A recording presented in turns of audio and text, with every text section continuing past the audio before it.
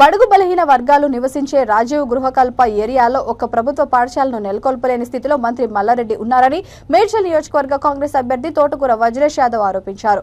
Pocharam municipality పరిధిలో ఆయన bike rally నిర్వహించారు. ఈ సందర్భంగా వజ్రేష్ యాదవ్ మాట్లాడుతూ పోచారం మున్సిపాలిటీ పరిధిలో ఉన్న ఏ ఇంటికి వెళ్లినా సమస్యలు తాండవిస్తున్నాయన్నారు. ఒక పక్క డ్రైనేజీ, మరో పక్క రోడ్లు, ఇంకో పక్క కరెంట్ సమస్య, ఇలా చెప్పుకుంటూ పోతే ప్రతి ఇంటికి ఒక సమస్య ఉందన్నారు. ఇక్కడ ఇల్లు కట్టాలన్నా కార్పొరేటర్లకు కమిషన్ ఇవ్వాల్సిన పరిస్థితి నెలకొని ఉందని వజ్రేష్ యాదవ్ ఆరోపించారు. ఉదయము సాయంత్రము పోచారం మున్సిపాలిటీలో వెహికల్ ద్వారా ఇంటింటికి తిరిగినాం. మాకు అనిపిస్తుంది ఆ ప్రజల ఆదరణ చూసి, ఆ బ్రహ్మాండమైన ప్రజలకు ఆదరణ ఉంది. ఎన్నో సమస్యలు చెప్తా ఉన్నారు. ఒక్కొక్క కాలనీకి పోతూ ఉంటే లక్షలాది వేషాలు చెప్తా ఉన్నారు.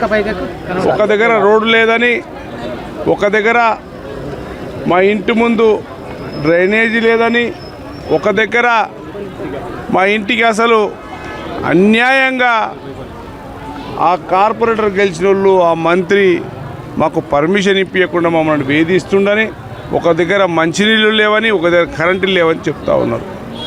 అవన్నీ చూసుకుంటూ రాజీవ్ గృహకల్ప వచ్చినాం.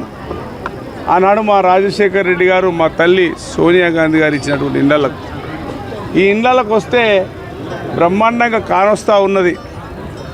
ఈడ చదువుకోవడానికి పిల్లలకు స్కూల్ బాగలేదు, ఆ స్కూల్లో టీచర్లు లేరు. ఆ ఇండ్లేమో కూలిపోతూ ఉన్నాయి. కలర్లు అక్కడ చూడండి, కెమెరాలు పెట్టి అక్కడ కెమెరా జూమ్ చేసి చూడండి, ఒకటి పెట్టండి. అక్కడ కెమెరా పెట్టండి తమ్మి, ఒకటి అక్కడ కెమెరా చేసి చూడండి.